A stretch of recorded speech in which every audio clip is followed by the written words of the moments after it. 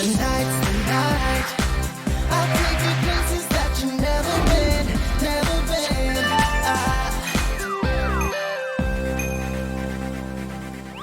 여러분 반갑습니다. EBS 온라인 설명회 저는 이만기 선생입니다. 고맙습니다. 반갑고 고마운 것이죠. 왜냐하면 이렇게 설 수 있으니까 얼마나 고맙고 반갑습니까? 우리가요 대학을 가야 됩니다. 대학을 가야 되는데 대학 가려고 공부도 하죠. 책도 보죠. 또 여러 가지 설명회에 가서 설명을 듣는데 강사가 하는 말을 잘 못 알아듣겠습니다. 저 용어가 뭔지. 그러면 설명에 가나마한 것이죠. 그래서 우리는 오늘 용어에 대한 설명을 하겠습니다. 용어에 대한 개념을 정확히 알아야 남들 얘기를 빨리 들을 수 있고 빨리 잘 알아들어야 전략을 세우기가 좋으니까요. 이름하여서 대입 용어를 하면 합격이 보인다는 주제를 가지고 같이 한번 여러 가지 대입 용어들, 수능 관련 용어, 학생부 관련 용어, 전형 관련 용어들을 공부하시면서 한 걸음 한 걸음 대학교 입학에 다가가겠습니다. 같이 보시죠.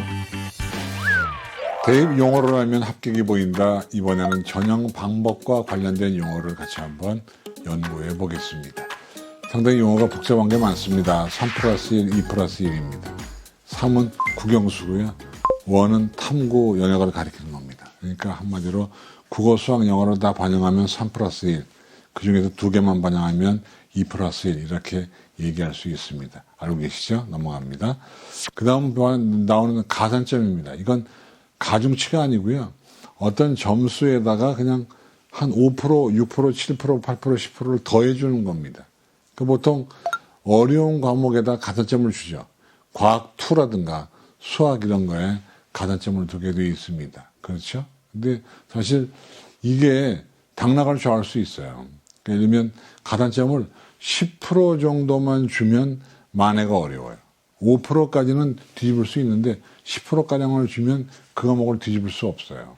예를 들면 수학 가형의 10% 그러면 이건 수학 가형을 선택한 애들이 상당히 유리하지 나형 선택한 애가 들어가기가 쉽지 않다는 얘기입니다. 그래서 특히 교차 지원 같은 거 할 때 이 가산점 여부를 여러분 잘 보셔야 돼요. 이거 잘못 보고 덤비면 난리가 납니다. 난리가 나요. 한번 예를 들어 볼까요? 보시면 가톨릭 대학교는 수학 가형의 10%, 경기대학은 15%, 그죠? 이렇게 주잖아요. 이걸 이 가산점을 잘 보셔야 돼요. 이거 잘 안 보면 나중에 난리가 납니다. 이거 무시하고 덤비다가는 뭐 불합격되는 것이 뭐 자동으로 나오게 되어 있습니다. 참고하시고요. 보통 아까 얘기했죠. 10%는 뒤집기가 어려워요. 그런데 5% 정도는 뒤집을 수 있어요. 그 점을 염두에 두시면 좋겠습니다. 근데 대부분 수학에다가 10% 주잖아요. 뒤집지 말라. 문과 애들은 오지 말라. 수학 나형본 친구는 오지 말라. 그 얘기가 똑같은 거예요. 그런가 하면 거기에다가 만약에 과학 2에다가 5%까지 더 주게 되면 이건 뭐 어마어마한 차이가 벌어지는 거니까 만회할 수가 없어요. 염두에 두세요. 쭉 보시겠습니다. 그죠? 보통은 수학에는 10%, 과학에는 5% 정도의 가산점을 주는 거 여러분 충분히 이해할 수 있을 거예요. 그러니까 아시겠습니다만은 이런 거죠. 문과보다도 이과에서 수학 가형과 과탐 2가 얼마나 위력적인지 여러분들이 몸으로 느낄 수가 있습니다. 넘어갑니다. 그런 기회는요, 한마디로 이겁니다. 어려운 친구들을 도와주는 거예요. 삶이 어려운 친구들에게 대학에 갈 기회를 넓혀주는 겁니다. 이건 법으로 정해져 있습니다. 그래서 몇 프로 이상 뽑으라는 것이 법에 나와 있기 때문에 앞으로는 더군다나 20% 이상 그런 기회 전형 아이들을 뽑아줘야 됩니다. 어떤 사회의 보편적인 복지를 위해서 하는 좋은 제도임에 틀림이 없습니다. 그 다음 교차 지원은 뭐냐면, 그럼 질문 드릴게요. 만약에 문과아이가 수능 시험을 이과 과목을 봐서 공과대학에 진학하는 것은 교차 지원이 아닙니다. 그렇죠? 기억하시죠? 이과아이가 수학 나형을 보고 문과대학으로 가는 것도 교차 지원이 아닙니다. 그럼 뭐냐? 계열, 출신고등학교 계열은 관계없이 수능을 뭘 보았냐에 따라서 수학 나형을 본 애가 이과로 가면 교차 지원이고 가형 본 애가 문과로 가면 교차 지원입니다. 그러니까 교차 지원의 개념은 졸업한 학교의 계열이 문제가 아니라 수능 시험을 뭘로 봤냐에 따라서 교차 지원 여부가 결정되는 겁니다. 그렇게 이해하시면 되는데 한 가지 팁을 드릴까요? 만약에 교차 지원할 때는요, 특히 문과가 이과로 교체 전환할 때는 어떤 과에 가면 되냐면 이름이 길고 영어로 되어 있는 과에 가면 애들이 무서워서 지원 안 합니다. 그러니까 교체 전환할 때는 이름이 긴 공과대학에 영어로 된 학과에 가면 걱정할 거 없다. 이해하시면 되겠습니다. 다음 내신입니다. 내신은요 그냥 성적입니다. 성적. 쉽게 말하면 고등학교 때 성적을 내신이라고 부르는 것이죠. 그렇죠? 이거 뭐 어려운 거 없습니다. 그런데 사실 냉정히 말하면 성적은 아닙니다. 근데 그렇게 부르니까 관행적으로 쓰이고 있는 것이죠. 그렇죠? 넘어갑니다. 그 다음에 논술이, 이건 논술이 60%가 넘어가고 논술이 전형인데, 근데 논술은 전 사실 저도 논술 강사 출신이긴 하지만 권장하고 싶지 않은 것이 합격 확률이 학생부 교과는 한 30% 되거든요. 학생부 종합도 한 30%가 되는데 논술은 3%밖에 안 돼요. 100명이 준비하면 겨우 3명 붙어요. 어쨌든 논술 위주로 뽑는 게 논술 위주 전형이고요. 학생부가 60% 넘어가면 학생부 위주 전형입니다. 용어가 있다는 점 기억하시면 좋겠어요. 단계별 전형은 뭐냐면 한 방에 딱 뽑는 게 아니라 1단계 사업에서 뽑아놓고 2단계에서 또 뽑는, 이게 단계별 전형입니다. 근데 여러분 여기서 주의할 건 뭐냐면 지금 화면에 표가 나옵니다만은 1단계 뭘로 5배수, 2단계 1배수를 뽑는 건데 이때 5배수가요. 진짜 5배수가 아니에요.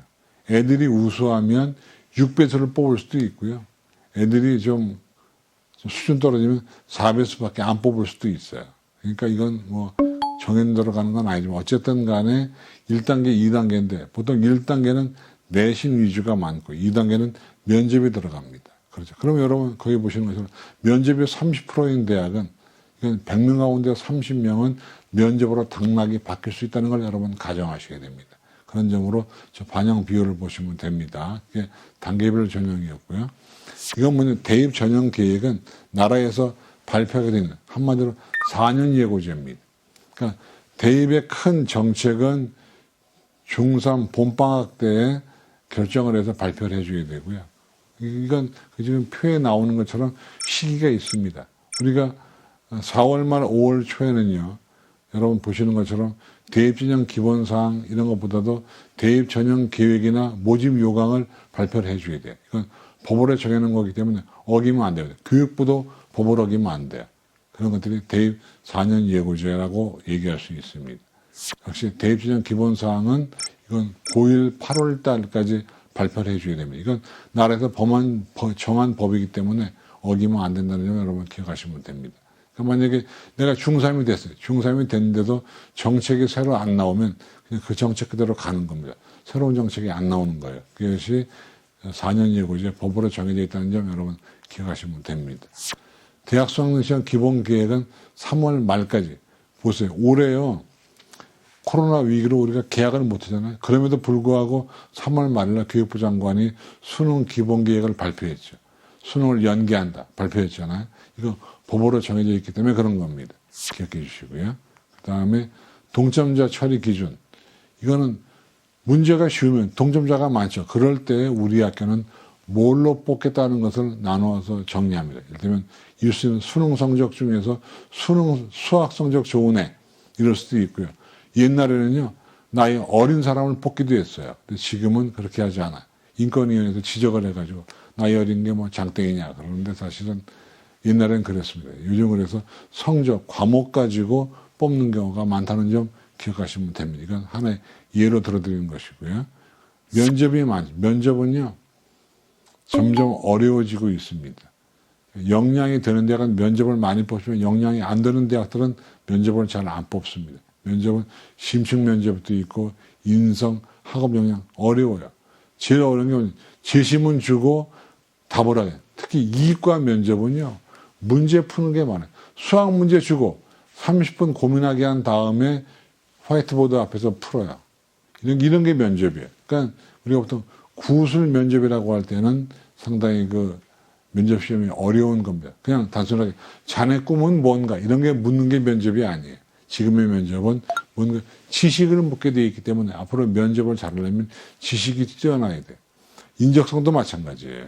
뭔가 머리에 든 거를 물어보기 때문에 사실은 똑똑하지 않으면 인적성도 통과하기가 어렵고 또 최근에 의과대학들에서 MMR, 멀티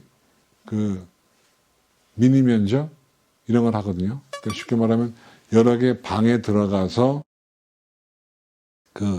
역할극을 하는 사람을 가지고 면접을 해요. 그러니까 어떤 방에 들어가면 환자가 누워 있고 이 사람이 암 환자인데 암 환자에게 사실은 뭐라 그럴까요? 당신이 시험 보라는 네가 한번 통보해 봐라 이런 것도 물어보고 또 어디에 가면 수술방입니다. 들어가면은 네 선배 의사가 있는데 수술을 잘못하고 있다. 네가 조수다. 선배에게 뭐라고 말할 건지 얘기해 봐라. 이런 문제도 물어. 그게 MMR입니다. 멀티플 미니 인터뷰 그래서 실은 그런데 요즘 대세로 나누어져 있습니다. 면접이 어려워요. 그런가 하면 제일 쉬운 거 이거죠. 서류 확인.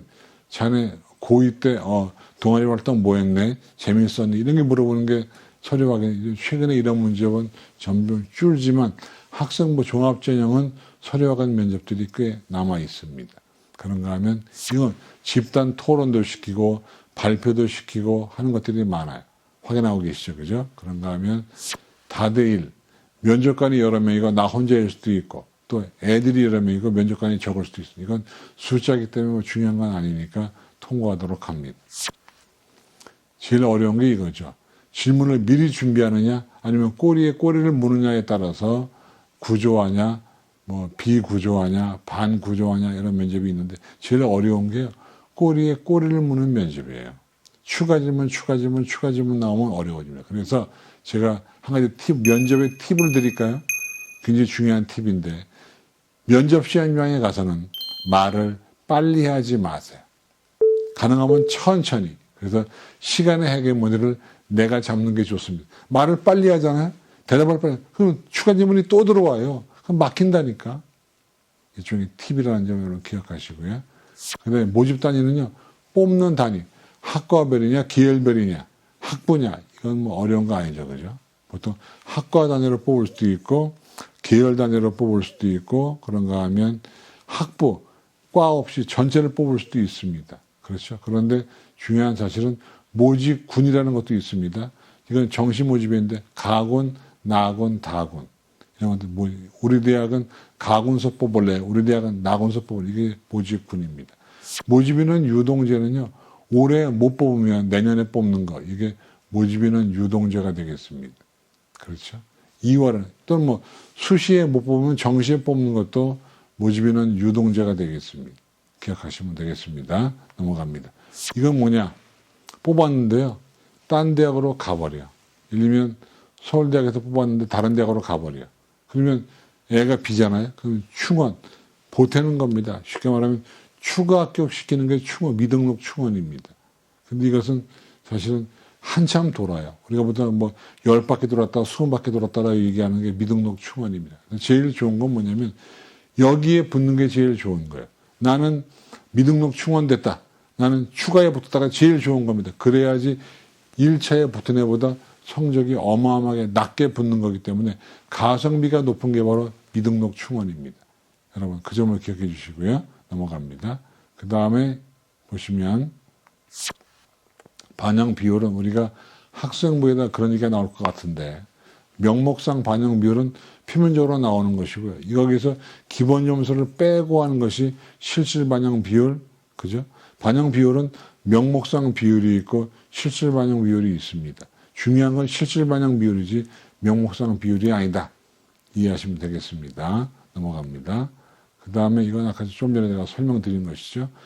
학생부가요, 50%가 돼도 기본 점수가 높으면 실질 반영 비율이 적은 겁니다. 그 점을 여러분 기억해 주세요. 넘어갈게요. 그 다음에 변표. 우리가 보통 변표 그러는데 이겁니다. 탐구 영역은 과목이 다 다르죠. 그죠? 예를 들면 이런 거죠. 내는 사회문화를 봤는데 문제가 너무나 쉬워서 내 점수가 손해를 받습니다. 100분위가 낮아. 표점이 낮아요. 그렇죠? 그런데 어떤 애는 문제가 어려워서 표점이 높아요. 근데 표점을 그대로 반영하면 내가 사회문화로 선택했다는 이유만으로 내가 손해보는 거 아니야. 그래서 그걸 없애기 위해서 같은 100분위는 같은 점수를 받을 수 있도록 만들어놓은 것이 변표입니다. 그래서 보통 우리가 물보정, 불보정 그러는데 변표를 바꿀 때 격차를 많이 벌리면 불보정이고요. 격차를 줄이면 물보점입니다. 근데 어쨌든 그렇다 하더라도 완전히 유불리가 없는 건 아닙니다. 근데 그럼에도 불구하고 가능하면 유불리를 없애기 위해서 만든 것들이 변화한 편이 없습니다. 이건 어느 대학 예인데요. 표점을 그대로 주는 것이 아닙니다. 백분위에 의해서 표점을 바꿔주는 겁니다. 원리는 뭐냐면 같은 백분위는 같은 점수를 맞게 만들어 놓은 겁니다. 예를 들면 여기 지금 표에 보시는 것처럼 백분위가 100이면 어떤 과목을 선택했다 하더라도 68.11점을 주는 것이 변표입니다. 과학 같은 경우는 어떤 과목을 봤다 하더라도 69.25를 주는 것이 변표예요.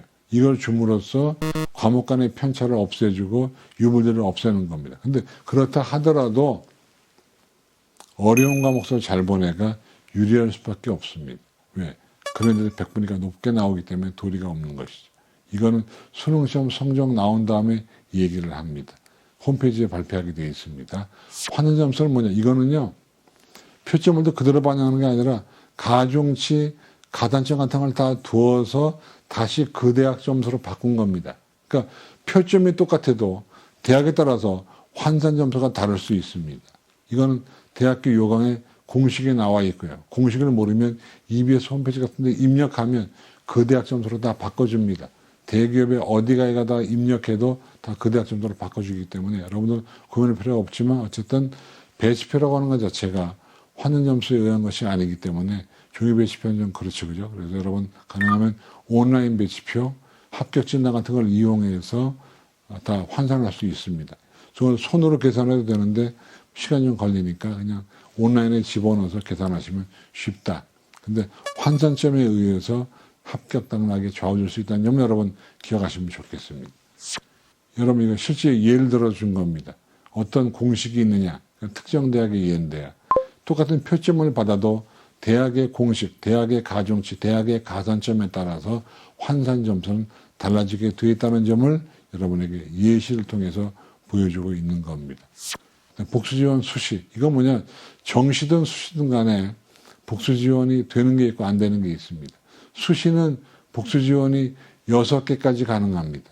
그리고 한 대학 내에서도 대학이 규제하려면 5개, 6개 복수지원이 가능한데요.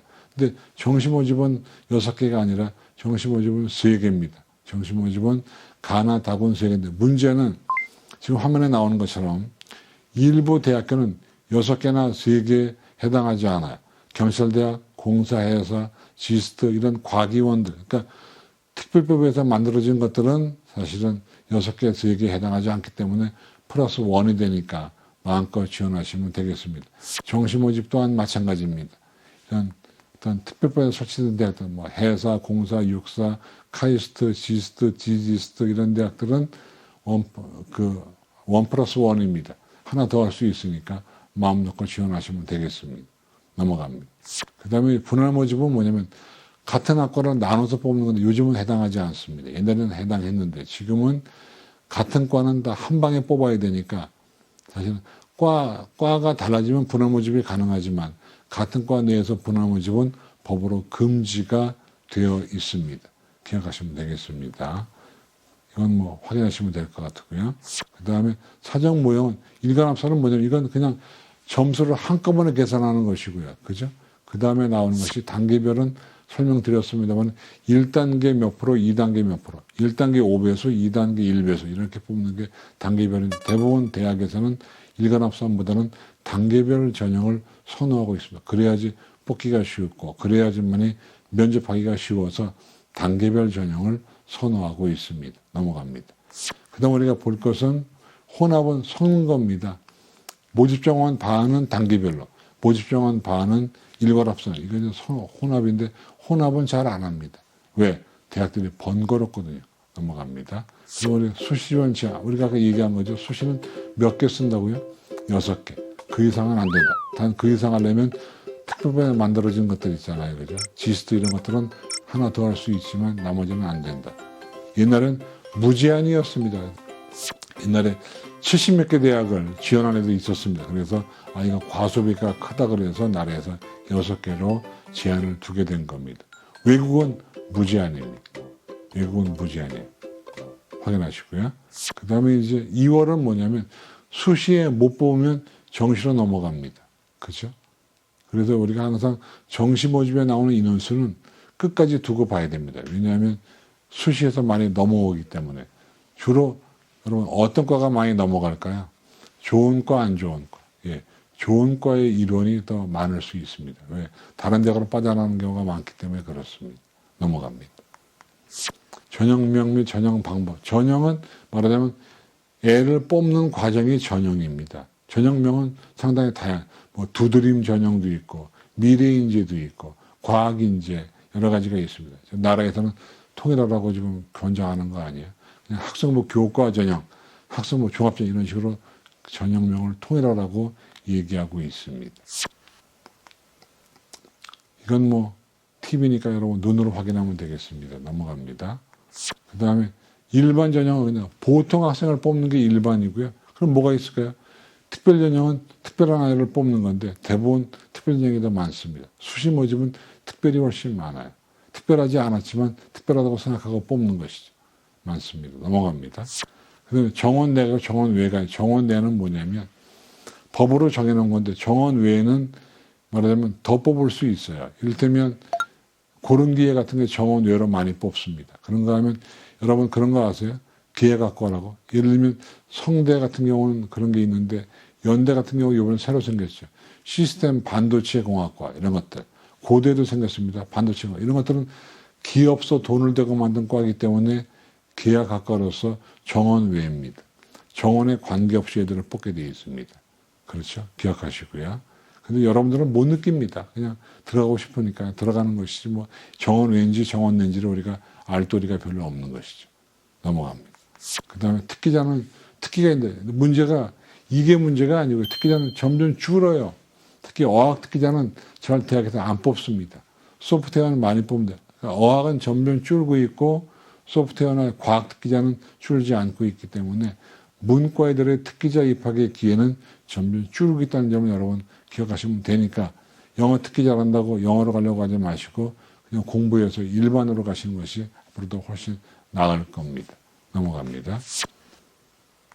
그 다음에 평가사. 이건 뭐 평가는 어떤 지원자의 가치를 측정하는 게 평가죠. 그죠? 평가 방법은 많아요. 사정 모형도 있는데 중요한 거 아니니까 화면을 통해서 보고 넘어가도록 합니다. 정량, 정상은 중요합니다. 정량과 정성이 중요한데 뭐냐면 정량은 수치로 계산이 가능한 것이 정량평가고요. 정성은 주관적입니다. 그러면 학생부 종합전형에서의 내신은 정성평가입니다. 그런데 최근에 올해 같은 경우는 코로나 때문에 1학기 수업이 거의 이루어지지 않으면서 아마 정성이 아니라 정량평가로 많이 갈 겁니다. 왜? 1학기 비교과 영역이 제대로 되어 있지 않기 때문에 평가할 게 없으니까 아마 대부분의 대학은 올해 학생부 종합에서 1학기, 고3 1학기는 정량평가의 가능성이 높기 때문에 여러분들이 내신 시험을 잘 보셔야 된다는 얘기를 다시 한번 강조합니다. 넘어갑니다. 그 다음, 이건 뭐 중요한 거 아니죠. 평가 요소 눈으로 확인합니다. 평가 항목도 눈으로 확인하면 되는데 문제는 이제 우리가 볼 건데요. 이런 거죠. 평가 준거, 근거가 있어야 돼요. 뭐에 의해서 뽑느냐. 일종의 인재상 같은 게 근거가 되고요. 특히 학종 같은 경우는 평가 준거가 상당히 다양하게 되어 있습니다. 보시면은요. 이게 학종에서의 평가 준건데 보세요. 지금 4개가 보이잖아요. 전공 적합성, 그 다음에 학업 역량, 인성, 발전 가능성인데 뭐가 제일 중요할까요? 사람들한테 물어보면 제일 중요한 것이 전공 적합성과 학업 역량이라고 얘기하는데 그러나 우리가 볼 때는요. 이거 2개는 그 대학은 거의 비슷합니다. 연대면 연대 지원하는 애들의 수준이 거의 똑같기 때문에 학업 역량과 전공 적합성은 거의 똑같습니다. 의외로 많이 생긴 것은 발전 가능성입니다. 도전 정신, 열의, 자기주도 능력, 지적 호기심 이런 것들이 훨씬 점수를 가르는데 중요한 역할을 합니다. 그러니까 여러분이 학종으로 어딘가에 가고 싶으면 도전 정신과 열정, 열의, 지적 호기심을 보이는 것이 좋은 대학 가는 지름길입니다. 참고하시고요. 눈으로 한번 확인해 보시죠. 그 다음 우리가 볼 것은 학종 위주, 학생부 위주는 뭐 학생부의 비율이 60%가 넘어가면 학생부 위주 전형 흔히 얘기하는 우리가 논술에서 얘기했던 거니까 통과하겠습니다. 그런데 교과라고 하는 것이 있고 종합이 있는데 교과는 내신이고 종합은 비교과 포함인데요. 최근에 학생부 종합전형도 내신의 위력이 무지하게 큽니다.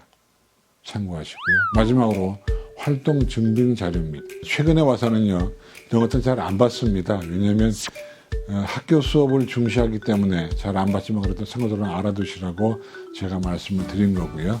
이렇게 해서 우리는 대입 용어라면 합격이 보인다, 전형 방법 용어까지 같이 알아봤습니다.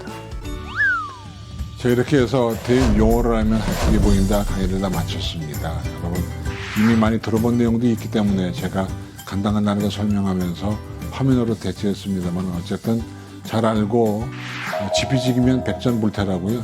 설명회 가서 설명을 잘 듣고 남들을 알면 훨씬 더 대학 합격의 길이 빨리 우리에게 다가옵니다. 용기 내시고요. 내년도에는 부디 합격하셔서 꽃피는 3월, 아름다운 3월을 맞이하시기 바랍니다. 고맙습니다. 안녕히 계십시오.